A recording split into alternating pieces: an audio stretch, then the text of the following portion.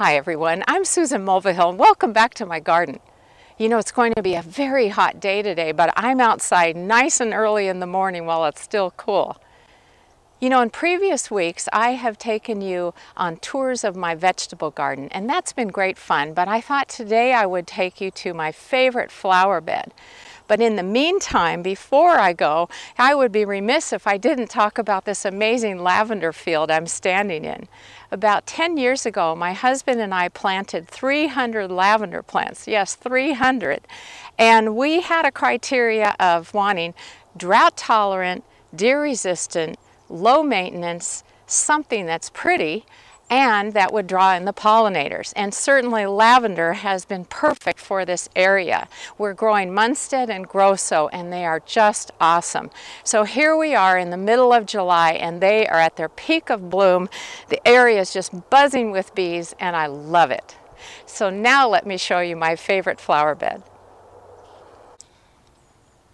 As you can see, I have a bit of a flower bed here. Initially, it started out as a rectangular bed, not as long as it is now, and definitely not as deep as it is. And so it was kind of a plain Jane little bed. And over the years, I have been expanding it so it's deeper. I've given it some curves, and that is much more appealing. And I just love it. My goal has been to put in a lot of plants that will bring in the pollinators, because that's very important to having a healthy garden. And also certainly a lot of color, and I think I have achieved that too.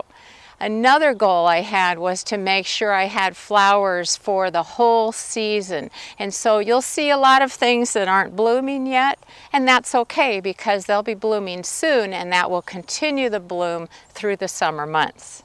So let's look at some of the best plants in here. Okay, I'm going to show you this bed in sections. I think that will work out the best. And the first thing I wanted to point out is that I'm growing a lot of Monarda or bee balm, which is a great hummingbird attractor. It also brings in pollinators, so it meets my criteria. But since I'm an avid bird watcher, I love having hummingbirds in the garden. So I have this lovely purple one, and then I have a pretty wild and crazy red one down here. And you'll notice that my color combinations are very wild. But that's because I like the cottage garden look, and I just like as much color as possible. Now, I'm crazy about Gloriosa Daisies. These are a type of Rudbeckia, and what I really love is the color combinations and patterns on the petals. These flowers last a very long time, both in the garden, so you don't have to dead them very frequently. And also they make a great cut flower. And how do you like that color? It's just amazing. Another plant that I'm crazy about is the Zinnia. And this is a more petite one that's called Profusion Orange. And I think it is absolutely gorgeous. This also has long-lasting flowers. They make great cut flowers, and they very rarely need deadheading. And I'm okay with that because deadheading can take up quite a lot of time. Now, moving down a bit, you'll notice a rather zippy-looking leaf here in the back. And this is a canna lily. You might recall from previous videos that I have overwintered canna bulbs, and since I have a whole lot of them, I poke them in here just to add a little bit of exotic quality to the bed. Now in front of it is a sedum. Sedums are really great. They're drought tolerant, they have nice flower heads, and that's something that I really enjoy. And I also like to plant daylilies. Now, because it's so early in the morning, these daylilies aren't quite open all the way yet. This is sort of a burnt orange, which looks lovely next to the purple of this clustered bellflower. And it's just a neat combination, and daylilies are so easy to grow. Now here's another daylily you might like. It's called My Sweet Rose, and it is just a stunning color. And right behind it is an Oriental Lily. Now, you might recall that my column this week is about adding fragrant plants to the garden because they add another dimension. And so if you're looking for something that is absolutely gorgeous and has an amazing, intoxicating fragrance, Oriental Lilies are for you. They grow from a bulb, they're super easy to grow and very hardy. So I definitely recommend them. And they will look very pretty right in front of all of those purple flowers. Now moving right along, you'll see this cluster of green here, and that is a white phlox called David. Now it's not blooming yet. This is one that's going to be blooming in a couple of weeks, and it will bloom for the remainder of the season, so it certainly earns its place in the garden. But I will tell you that it is rather exuberant in its growth. It does tend to want to take over a bed, and so this fall I will be removing some clumps because you can only have so much and you want to leave room for the other plants.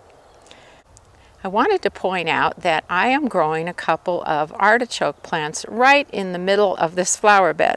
And that's because I really like the idea of edible landscaping. That's where you poke in maybe some veggies, some herbs, some fruits, some berries, anything like that within your regular landscape so that you can really take advantage of the space that you've got there. And so I am growing them out in the middle of this bed. And you know, artichokes have interesting looking foliage. It's a neat gray color, and it really adds a lot of interest to a bed. And I get to have artichokes later. Now here are some more daylilies. I have a ton of daylilies, but they're so easy to grow. Why not? Here's another artichoke plant. Now this is an interesting phlox. It's called Shockwave, and you can see why. Look at these leaves. Pretty jazzy, huh? And another beautiful daylily behind it.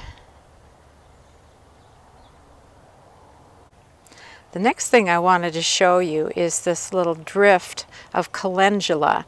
That is also known as pot marigold, and those are the yellow and orange flowers. Now I would like to take credit for this drift, but actually Mother Nature did it for me. But the nice thing about Calendula is that they are edible flowers. They are very tough. They are an annual, however, but they reseed very easily. Now if I go a little bit farther down, I wanted to show you this amazing Shasta Daisy that I have. This is called Banana Cream, and you can see that instead of being your basic white daisy with the yellow center, it's kind of a banana colored petal. And it really is quite pretty. And I have a lot of purple blooming plants behind it, including lavender and more bee balm and some hyssop. And so that makes a nice contrast with the yellow. Now the last plant that I want to show you is this weird looking one. It's called Gooseneck Loosestrife. And if you look at it, you can see how it looks like a gaggle of geese. It's really quite cool. Now this plant is another exuberant one, just like phlox, in that it spreads readily, so you do need to cut it back every now and again. But I do love how they get all sorts of pollinators on the flowers, so that's the huge draw for me. Because it's so early in the morning, the bees really aren't out and about just yet.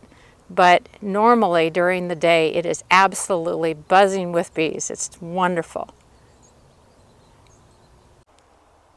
As you can see, I have a lot of plants, but that's actually a bit of a strategy on my part. Because the plants are growing so thickly, it makes it very hard for weeds to compete with them, and I like that. One thing that does happen though is because this is right next to the lawn, even though we have a metal edging all the way around the bed, grasses will grow in there, and so occasionally I have to weed them because I hate that. The last thing that I do is I occasionally will remove spent flowers. That's called deadheading, and that helps the plants continue blooming for as long as possible. I hope you've enjoyed this little tour. Happy gardening!